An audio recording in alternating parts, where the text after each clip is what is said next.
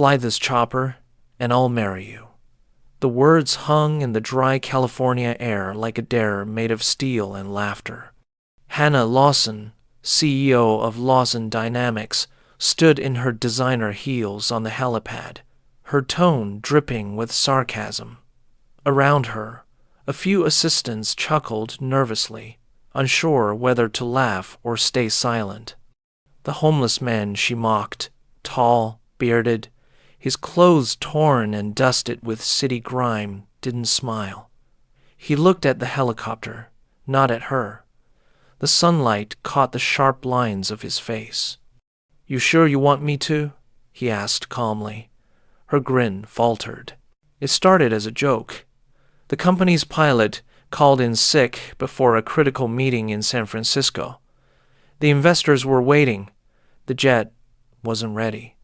And there he was, this man, with a cardboard sign outside the hangar gate, asking for spare change.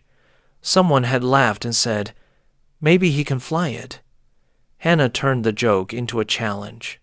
"Fine," she said. "Let's see what happens when the sky meets the street." Now, as the man stepped closer to the helicopter, silence fell. He touched the metal with familiarity, tracing the rivets as if greeting an old friend. "Wait," Hannah called, her tone suddenly uneasy. "You can't seriously." But the man was already climbing into the cockpit, moving with precision that didn't belong to the streets. Her security guard took a step forward. "Ma'am, this could be dangerous." She crossed her arms. "Relax. He's bluffing." Inside, the man flipped switches with muscle memory. The rotor blades began to turn, slow at first, then faster, slicing the air into a rising roar. The crowd stepped back as dust whipped around them. "Who are you?" Hannah whispered. The man didn't answer. He adjusted the throttle. The helicopter lifted off the ground. Gasps filled the air as the machine rose steadily, smooth and sure, circling the helipad in perfect formation. Hannah's hair whipped across her face, her scarf torn loose by the downwash. Her assistants stumbled backward, eyes wide. The man's movements were effortless. He wasn't guessing. He knew.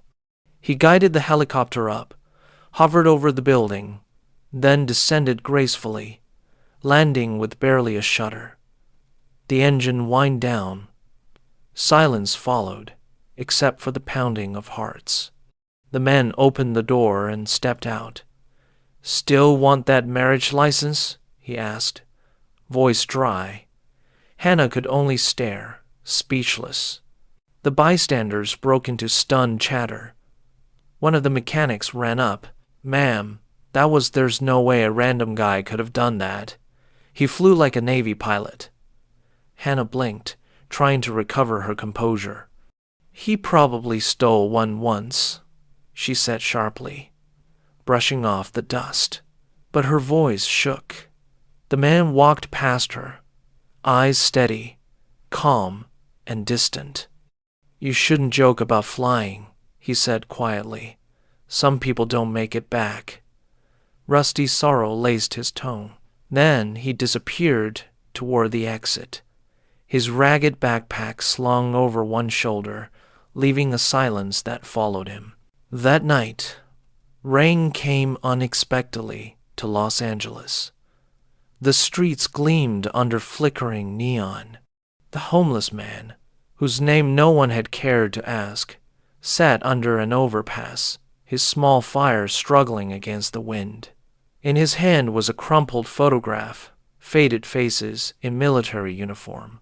He stared at it until the edges blurred. His dog, an old mutt with one blind eye, pressed close for warmth. "Told you we'd see her kind again, Rusty," he muttered. "Same eyes, different crown." The fire hissed out. Far away, the sound of another helicopter crossed the night. He didn't look up. Across town, Hannah couldn't sleep. Her penthouse windows looked out over the city lights, but her mind was trapped on that rooftop. She saw his hands on the controls, the way he had moved, unhurried, precise, trained. Who was that man? She whispered. She had built her empire on certainty, on reading people in seconds. But this one, this stranger, had unraveled that instinct with a single act. Her assistant had found no record of him in the company's security database. He's nobody, they said. Yet Hannah couldn't shake the feeling that nobody had flown that helicopter better than anyone she knew. Morning brought no peace. A news alert flashed across her tablet. Homeless man stuns CEO with helicopter stunt. The article spread like wildfire. Comments flooded in. Some mocked her. Others praised the mysterious pilot. Publicity's still publicity, her PR director said over coffee. Maybe lean into it. She forced a smile. Or maybe I find out who just embarrassed me in front of half the city. Her gaze hardened. Get me everything. Names, records, anything. But deep down, another voice whispered a quieter one she didn't like. Maybe he wasn't trying to embarrass you at all. Meanwhile, in the shadows of downtown, the man Ethan Cross wandered through the back alleys near the bus depot. His steps were deliberate, as if retracing old maps in his head. He bought a stale sandwich from a vending machine and fed half to Rusty. "We're still flying, old boy," he murmured. The dog wagged his tail weakly. Ethan looked at the skyline at Lawson Tower, gleaming like gold in the Sunday. He hadn't meant to show himself.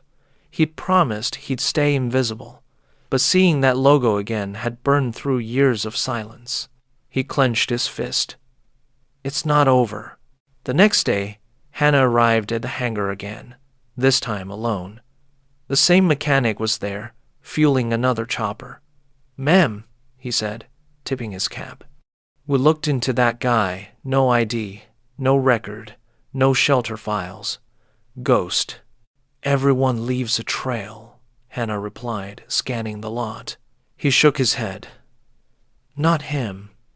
But he knew that aircraft, like he built it. Her eyes narrowed. "What did you say?" I said. He moved like he designed it. Hannah's lips parted slightly. That model was custom-built her father's final project before his death. Only one man besides him had ever flown it, a test pilot named Ethan Cross. She drove home in silence, replaying the name in her mind. Ethan Cross. The name was buried deep in Lawson Aerospace history, alongside tragedy. 20 years ago, a prototype test flight had gone wrong. Her father's co-pilot had died in the crash. The blame fell on Cross, who vanished before trial. Officially, he'd deserted. Unofficially, he'd been erased. "Impossible," Hannah whispered. But the thought wouldn't leave. If he was alive, if he had somehow survived all those years, it meant her father's legacy wasn't what she thought. It meant the story she'd built her empire on was a lie. That night, she sat at her desk, long after the city fell asleep, pulling up archived records on her private terminal. Names, reports, weather logs, maintenance schedules. The flight number L29 flashed on screen. There he was, Ethan Cross, chief test pilot. She zoomed in on the photo. Younger, clean-shaven, proud. The same steel-blue eyes she'd seen yesterday, staring from behind a beard, and exhaustion. "It's you," she whispered. The file ended abruptly. Case closed. Pilot presumed dead. She leaned back, heart pounding. "So why did you come back now?" Outside, thunder rolled. In the dark, something inside her shifted. In another part of the city, Ethan dreamt of the crash again. The screaming rotors, the smell of burning fuel, the explosion that should have killed him. He woke gasping, rain dripping through the cracks in the overpass. Rusty whimpered beside him. It's fine, he murmured, stroking the dog's fur. We're fine. But he wasn't. His ribs ached from old fractures. The city around him felt like a graveyard built on glass. He pulled a rusted locket from his pocket, the name Lawson engraved inside. His fingers tightened around it. You can't bury truth forever, he whispered. Not when I'm still breathing. The next morning, Hannah arrived at her office, only to find her security chief waiting, pale and sweating. Ma'am, we've had a breach, he said. Someone accessed restricted archives last night. Flight logs, prototypes, internal emails, everything. Her pulse quickened. From where? Public terminal downtown. A city shelter. She froze. Send me the footage. Minutes later, she watched the grainy video, Ethan sitting at a computer, typing with focus, unaware of the camera. Her throat tightened. He wasn't stealing money or secrets. He was printing documents, old crash reports, autopsy notes. What are you looking for? She whispered. By evening, she couldn't resist. She ordered her driver to head toward the city's east side, the shelters, the underpasses, the parts of town her company brochures never showed. The car's tinted windows reflected her own discomfort. She had built her empire on innovation, not empathy, but tonight felt different. The neon signs blurred past like ghosts. Stop here, she said. The driver frowned. Ma'am, it's not safe. Neither was mocking a pilot, she said sharply, stepping out into the rain. She walked toward the overpass, her heels sinking in mud. Rusty barked once from the shadows. Hannah stopped. Ethan appeared slowly from the darkness, holding a flashlight. His face was gaunt, beard matted with rain. You shouldn't be here, he said. Neither should you, she replied softly. They stood in silence, rain between them.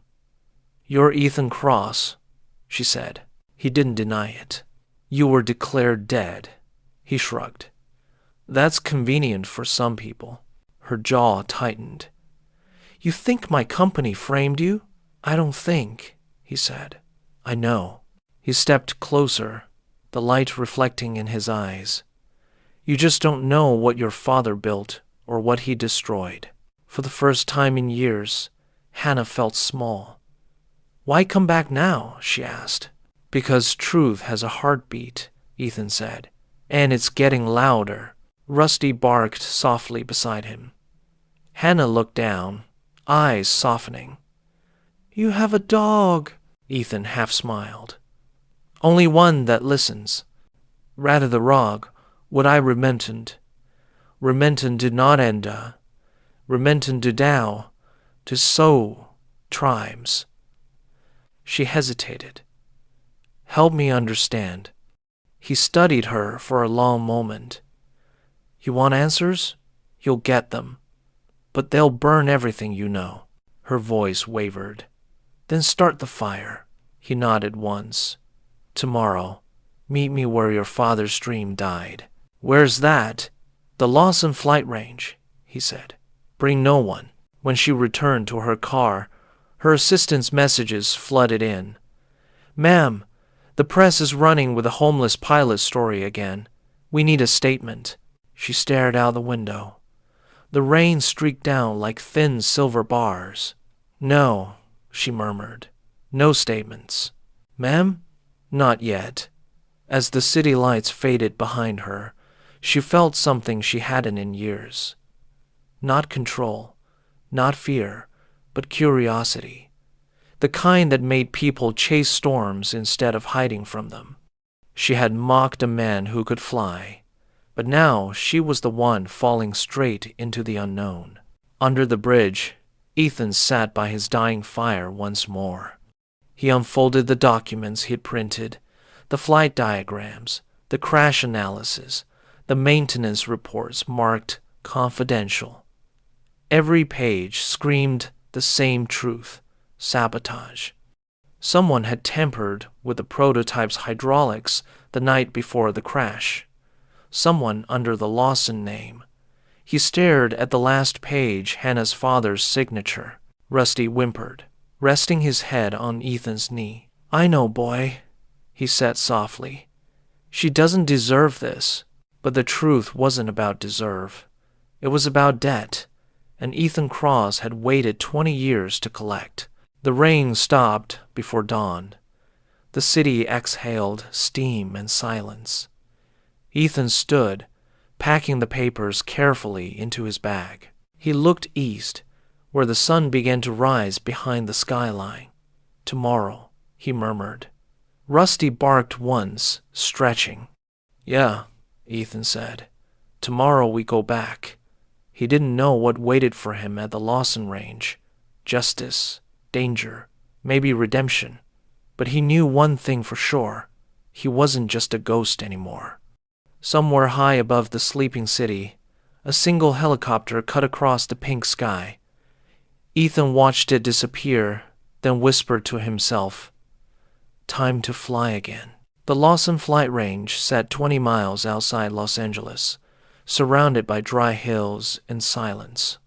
Once, it was a place of innovation. Now, it was a skeleton of rusted hangars and faded dreams.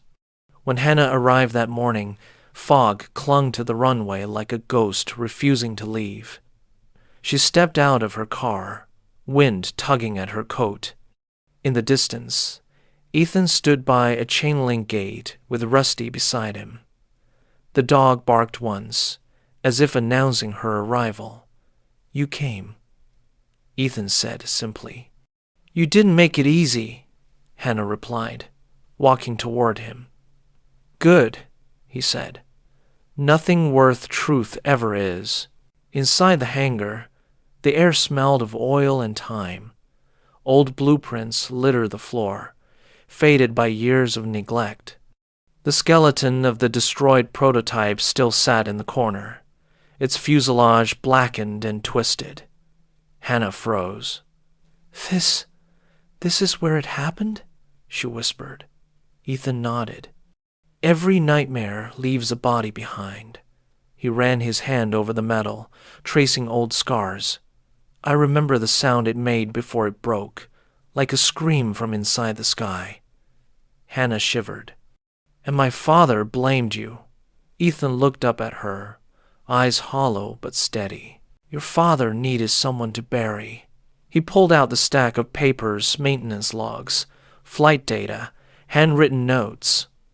Hannah took them, scanning the lines. "This handwriting," she murmured. "It's not his." Ethan nodded. "Your father didn't sign everything himself. He had help someone close, someone who wanted the L-29 to fail." She frowned. "Why would anyone want that?" Ethan's voice hardened. "Because failure pays better than success. The insurance, the patents, the silence." He pointed to a specific page. "See this code? 7 amperes FH12. It's a parts registry number, but it's fake. Someone replaced the hydraulic line the night before the test flight, on purpose." Hannah's hands trembled slightly. "Who did this?" she asked. Ethan pulled a small photo from his bag, a younger man in a lab coat, standing beside her father. "This is Frank Heller, head of engineering. He disappeared 2 weeks after the crash. Rumor said he moved to Europe. I found him last year in Mexico, working under a new name. Did you talk to him?" "He died before I got there. Car accident, brake failure." Hannah's stomach turned. "You think someone?" "I don't think," Ethan said. "I know. Whoever covered this up is still out there, and they're watching." The sound of a door creaking behind them made them both freeze. Rusty growled, fur bristling. Ethan motioned for silence. Footsteps echoed through the hangar, slow, deliberate, too heavy to be the wind. Hannah's pulse raced. You expecting anyone? She whispered. No, he said quietly. He picked up a rusted wrench from the floor, holding it like a weapon. A shadow passed across the far wall tall, moving toward the exit. Ethan ran forward, shouting, "Hey!" The door slammed. By the time he reached it, the parking lot was empty, only tire tracks fresh in the dirt. "We're not alone," he said. They returned to the hangar, breath quick and shallow. Hannah's hands still shook. Who would follow us out here? Ethan stared at the ground. Someone who knows I'm close, someone afraid of light. He crouched beside the doorframe, brushing his fingers over a glint of metal, half a cigarette butt, crushed recently. "Military brand," he murmured. "Only one man I knew smoked these." Hannah frowned. "Who?" Ethan hesitated. "A former pilot, my commanding officer, before the crash. Name's Cole Mercer. He vanished after testifying against me." Hannah's voice cracked. "So, he lied?" Ethan's jaw tightened. He was paid to. For hours they went through the wreckage. Each page, each bolt, told a piece of the same story, one of sabotage and betrayal. Hannah listened, torn between disbelief and guilt. "My father didn't know," she whispered. "He couldn't have." Ethan gave her a long look. "Maybe not at first, but when they handed him my court file, he signed off on it. Didn't even read the evidence." She swallowed hard. "Why are you telling me this?" "Because," Ethan said softly, "you deserve to know what kind of empire you're standing on. And because I can't bury this alone anymore." As the day faded, golden light streamed through the hangar's broken windows. Dust glimmered like ash suspended in air. Hannah stared at the twisted helicopter frame, voice quiet. "You said someone replaced the hydraulics. Who had access?" Ethan pointed at the report again. "Security clearance level 3 or higher. That narrows it down to 5 names: your father, me, Heller, Cole Mercer, and..." He hesitated. "And who?" Hannah pressed. He exhaled. "And your mother." She blinked. "My mother died before the crash." "That's what I thought too," he said. "Until I found her name on a bank transfer." The room went silent, except for the hum of wind through the cracks. Hannah felt her chest tighten. "You're lying," she whispered. "She was sick. I remember the hospital." Ethan's eyes softened. "I'm not saying she didn't die. I'm saying she was involved before she did. Maybe she didn't know what she signed. Maybe she was protecting your father. But someone used her name to move money from the Lawson Research Fund into an offshore account 2 days before the crash." He handed her a document. "This one."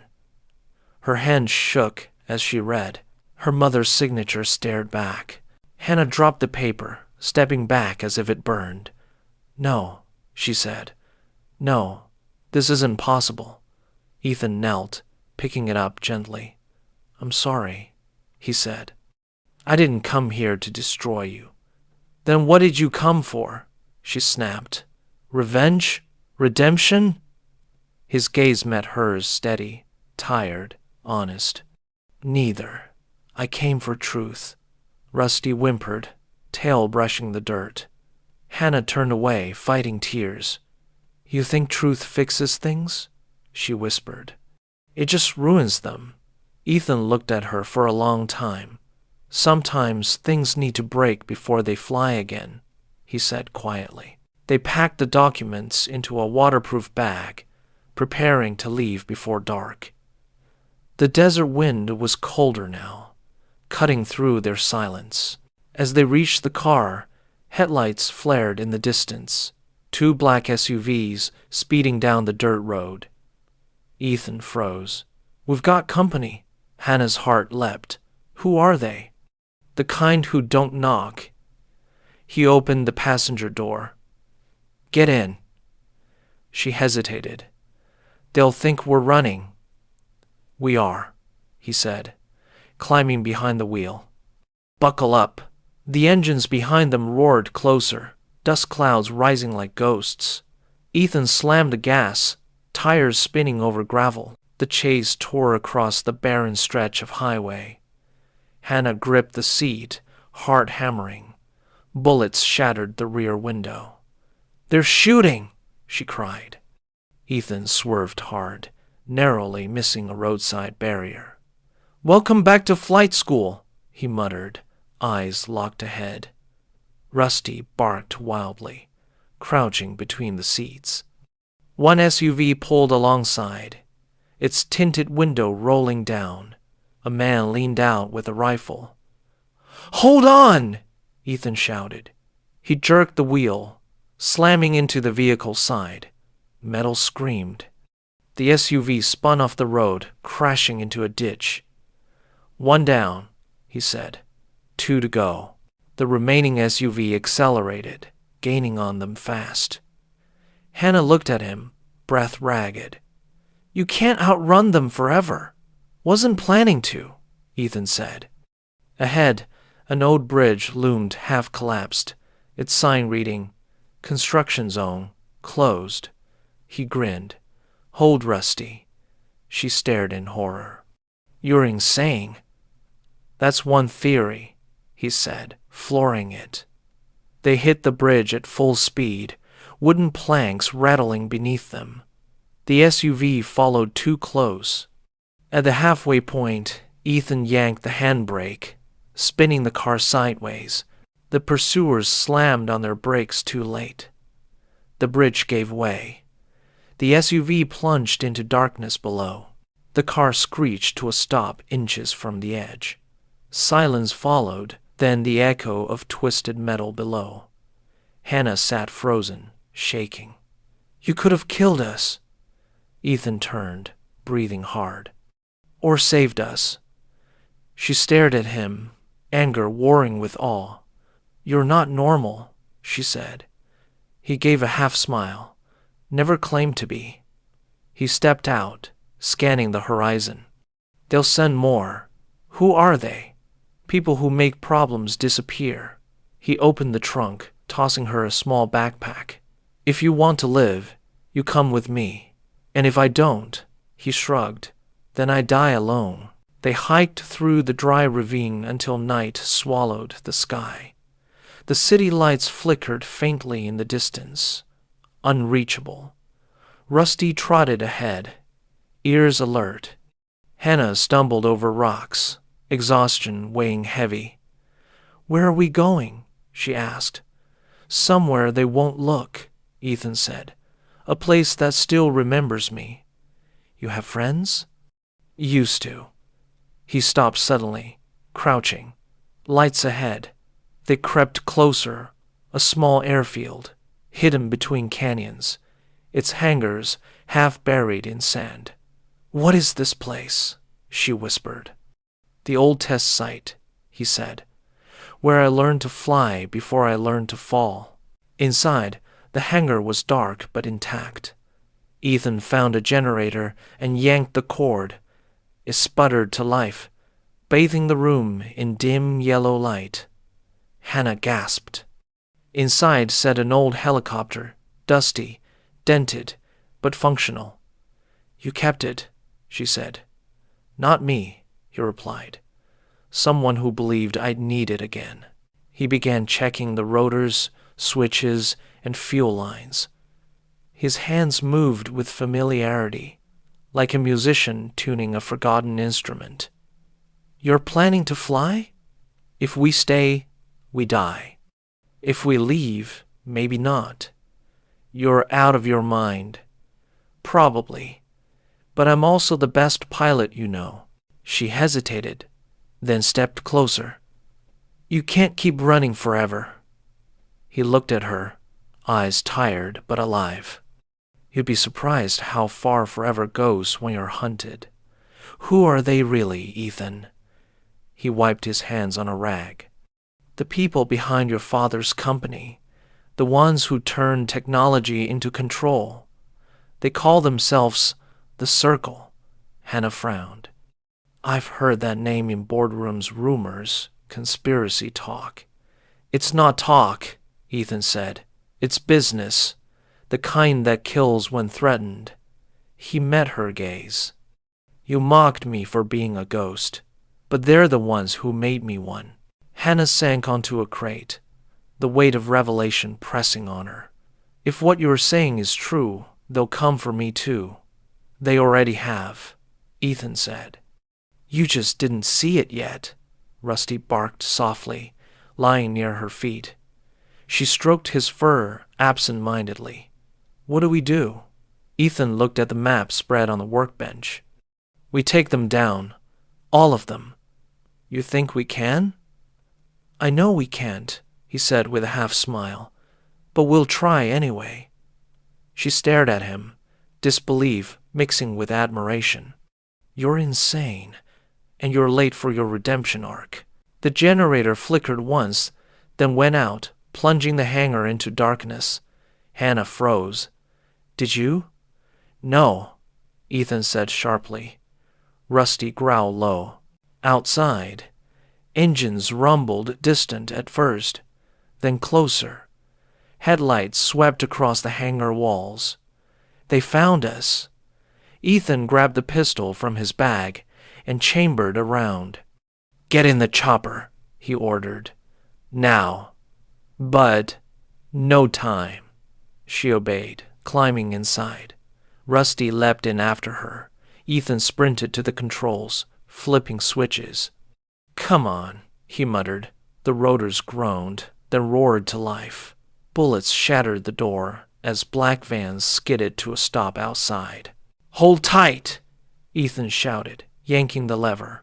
The helicopter lurched upward as sparks flew around them. Hannah screamed, clutching Rusty. The ground fell away, chaos shrinking beneath them. Tracer rounds streaked the night like fiery comets. They're still shooting, she cried. Ethan's eyes stayed locked ahead, calm amid the storm.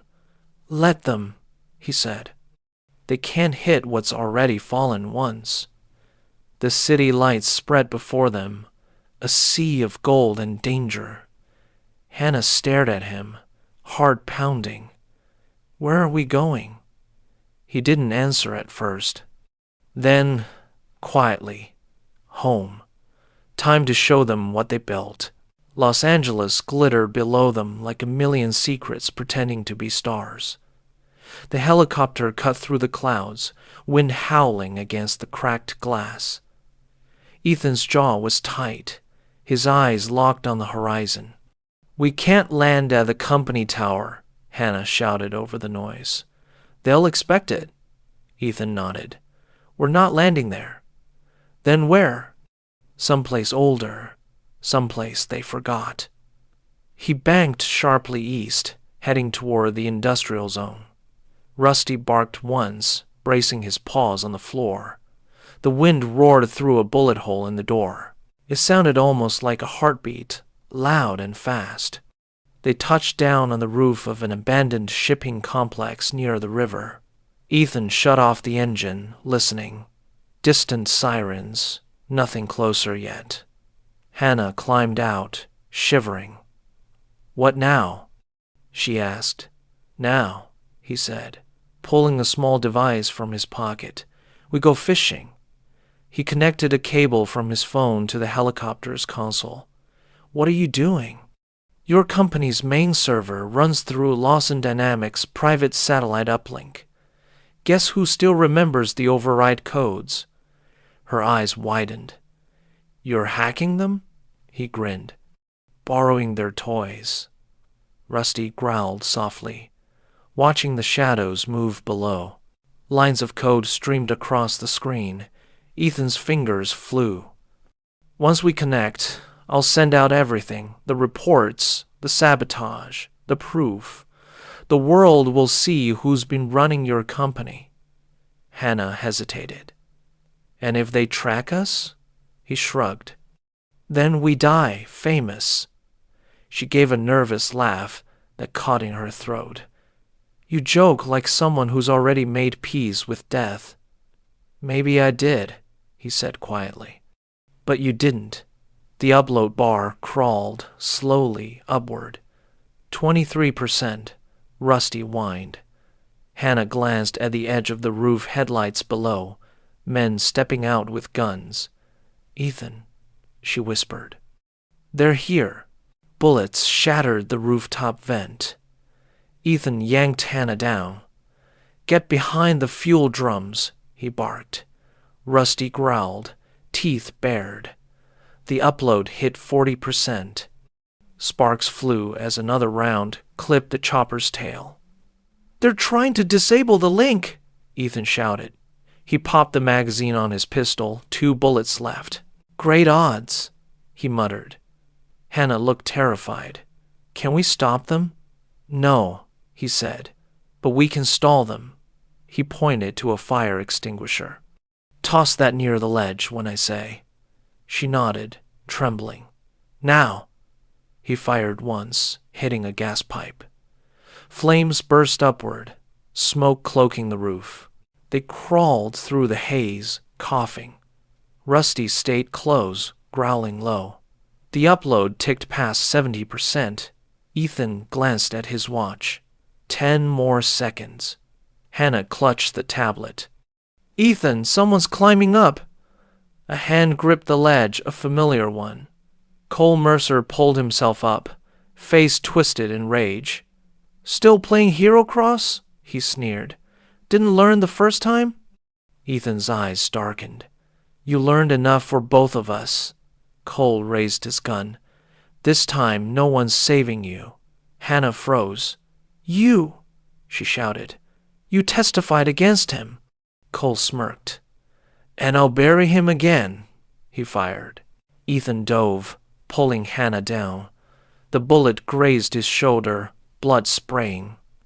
Rusty lunged, clamping his jaws on Cole's wrist. The gun clattered across the roof. Rusty, no! Ethan shouted, grabbing the dog's collar. Cole kicked hard, sending Rusty sprawling. You should have stayed dead, Cross. Ethan's fury boiled over. He slammed into Cole, fists flying. Years of pain erupted in every punch. You framed me, he shouted. You killed Heller. Cole spat blood. Orders, he gasped. You were a liability. Ethan's fist connected again. Then I'll be the last one you underestimate. Cole reached for a knife, but Hannah kicked it away. The upload hit 95%. Ethan, she cried. It's almost done. Cole lunged at her, grabbing her hair, dragging her backward. Stop it, Ethan shouted. Cole pressed his knife to Hannah's throat. One more move, and she bleeds. Ethan froze. Cole grinned. You lose again, pilot. The final beep cut through the noise 100%. The upload complete. Hannah's eyes widened. It's done. Cole blinked. What? Ethan smiled faintly. You're already on every screen in the city. From the distance, police sirens howled louder. Cole's grip faltered. Ethan moved fast, slamming into him. The blade skittered away. They struggled near the edge. Rusty barked frantically, circling them. Cole punched Ethan in the ribs, sending him to one knee. You can't erase people like me, Cole hissed. We own the sky. Ethan spat blood. Then fall from it. He shoved Cole backward with everything left in him. The man staggered, arms flailing, then vanished over the edge. Silence. Hannah stood frozen, trembling. Ethan slumped against the railing, breathing hard. He's gone, she whispered. Ethan nodded weakly. Finally. The rooftop burned around them, fire eating the corners. Rusty whined, pawing at Ethan's leg. Yeah, boy, he said softly. Time to go home.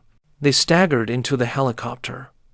The cockpit was cracked, controls scorched, but it would fly. "You're bleeding," Hannah said, voice trembling. "Not the first time," Ethan muttered, flicking switches. The rotors turned, slow and painful. "If this thing lifts, it'll be a miracle," he said. Flames licked at the fuel tanks behind them. "We're out of miracles," Hannah whispered. Ethan grinned faintly. "Then we make one." The helicopter lurched upward as the fire reached the edge of the roof. The explosion below sent a shock wave through the air. The chopper tilted violently. "Hold on!" Ethan shouted. The world spun. They hit the river hard. Water swallowed them whole. Cold darkness. Hannah gasped, fighting her seatbelt. Ethan's arm reached across, unbuckling her. "Swim!" he yelled through the chaos. Rusty paddled desperately beside them, barking through bubbles. They broke the surface just as the wreck sank beneath the current. The air smelled like smoke and iron. Hannah coughed, shaking. Ethan dragged her toward the shore, his arm bleeding heavily. She collapsed beside him, gasping for breath. "You're insane," she wheezed. "So they tell me," he said, smiling weakly. The skyline burned in the distance, sirens echoing like ghosts of justice. By morning, news flooded every network. CEO Hannah Lawson exposes corporate conspiracy. Fallen pilot redeems himself. The footage from Ethan's upload spread everywhere. The sabotage, the secret accounts, the names of the circle. The city buzzed with outrage and disbelief. Hannah sat in a hospital room, arm in a sling, watching the broadcast. "They're calling you a hero," she said softly. Ethan sat nearby, bandaged and pale. "Heroes die clean," he said. "I just didn't die." Rusty lay at his feet, tail wagging faintly. "They'll come after you," she warned. "Let them," he said. "I've got nothing left to lose." A knock on the door interrupted them. A detective stepped in. "Mr. Cross, you're free to go. Charges against you are officially dropped. You might want to keep your head down, though." The circle doesn't vanish quietly. Ethan nodded. "They never do." The detective hesitated. "For what it's worth, I saw the footage. You did good." He left. Hannah looked at Ethan. "So what now?" "Now?" he said, staring out the window. "Now we start over." She smiled faintly. "That sounds like something people say before disappearing again." He chuckled. "Then maybe I'll surprise you." Days turned into weeks. The world moved on, but Ethan didn't. He avoided headlines, fixing old cars behind a garage on the east side. Rusty slept in the shade, belly full for once. Sometimes helicopters passed overhead, and Ethan's eyes followed them with quiet longing. One evening, he found Hannah standing by the gate, sunglasses on, smile faint. "You found me," he said. "Wasn't hard," she replied. "You don't blend in as well as you think." She handed him an envelope. "What's this?" "A job offer," she said. "Pilot. Lawson Dynamics. Humanitarian Division." He raised an eyebrow. "Humanitarian," she nodded. "We're rebuilding what my father destroyed. Medical transport, disaster relief, rescue flights. You could help." "You sure the board will love hiring a homeless ex-pilot?" he asked. "They don't have to love it," she said. "I own the board." Ethan laughed softly. "You don't give up, do you?" "Neither do you," she said. Rusty barked, tail wagging. "Guess that's a yes," Ethan said, taking the envelope. "Don't thank me yet," she replied. "Your first assignment's overseas." "Figures," he said. "You still owe me a helicopter wedding." She rolled her eyes. "Don't push it." but she smiled anyway. Months later, the desert wind carried the sound of blades again, this time from a sleek new chopper with the Lawson logo replaced by one word, hope. Inside, Ethan sat in the pilot's seat, uniform crisp but familiar.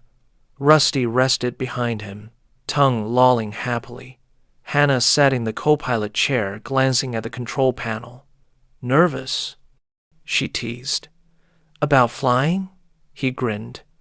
Never. The helicopter lifted smoothly into the golden horizon. We're clear, she said. Destination? Anywhere that needs saving, he replied. She looked at him, eyes soft. You really can't stay grounded, can you? Not in this life. They flew over a coastline shimmering with morning light. Hannah leaned back, watching the sea. I used to think flying was just a luxury, she said. Something the rich could afford. Ethan smiled faintly. Sometimes it's the only way to remember we're small. You still talk like a soldier, she said. You still talk like a CEO, he countered. She laughed quietly. Guess we balance each other out. Or crash spectacularly, he said. Either way, it'll make the papers. She shook her head. You're impossible. And yet, he said, you keep showing up. They landed in a storm zone 2 days later. Muddy fields, stranded families, chaos. Ethan jumped out first, helping unload supplies. Reporters caught the moment, broadcasting live. Homeless pilot returns as hero. Hannah coordinated logistics, soaked in rain, smiling despite exhaustion. At one point, she turned to him. You know, the world finally knows your name. And they'll forget it soon enough, he said. Good. Why? Because that means they're safe. She studied him, the weight of everything they'd survived hanging between them. You really don't want fame, do you? He smiled. No, just sky. That evening they sat by a campfire, rain gone, stars shining faintly through clouds. Rusty slept beside them. I keep thinking about what you said, Hannah murmured. That things need to break before they fly again. It's true, Ethan said quietly. We both broke. She looked at him. And now? He poked the fire with a stick, sparks rising like small suns. Now we fly. For a long moment, neither spoke. The world felt still. Then she leaned closer, voice soft. You know, you never answered my challenge. Which one? The marriage part. He laughed. Careful. I never miss a landing. Months turned into years, and the story of the homeless pilot faded into legend. New towers rose, old wounds healed. Lawson Dynamics became a name tied to rebuilding rather than greed. Ethan stayed out of the spotlight, always flying, always moving. Sometimes, in quiet moments, he'd stand on the airfield at dawn and whisper to the wind, We made it, Rusty. And when the dog barked in response, Ethan swore the sky answered too. Far above, a single helicopter cut across the clouds, its blades humming like a heartbeat that refused to stop. On the anniversary of the crash that changed everything, Hannah found him at the hangar, fixing a rotor by hand. Still can't stay on the ground, she said. He looked up, smiling. Someone's got to keep the world turning. She handed him a cup of coffee. To second chances, she said. To flight, he replied. They stood there as morning light filled the sky, golden and endless. You know, she said softly, you never did take me up on that marriage thing. He grinned. Maybe one day. When? She asked. When I finally stop falling, he said, and start living.